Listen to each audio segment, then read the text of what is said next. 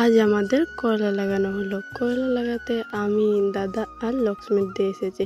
এখানে দাদা মাটির তল থেকে ভালো করে চারাগুলো উপড়িয়ে নিচ্ছে, যাতে চারাগুলো শেকড়গুলো নষ্ট না হয়ে যায়। আর এই লঙ্কা গাছগুলো দেখো, আর প্রচণ্ড বৃষ্টির জন্য আস্তে আস্তে কিন্তু মরে যাচ্ছে। তাই এগুলো সরিয়ে পর করলা লাগানো হবে। দাদা বলল, তোরা ঘাসগুলো উপড়িয়ে দে আর যতগুলো গাছ মরেছে সরিয়ে দে, আমি করলাগুলো লাগিয়ে নেব। সবগুলো তো মরেনি, যতগুলো মরেছে সবগুলো উপড়িয়ে দিয়েছে। এখানে দাদা কিন্তু করলা লাগাতে শুরু করে দিয়েছে।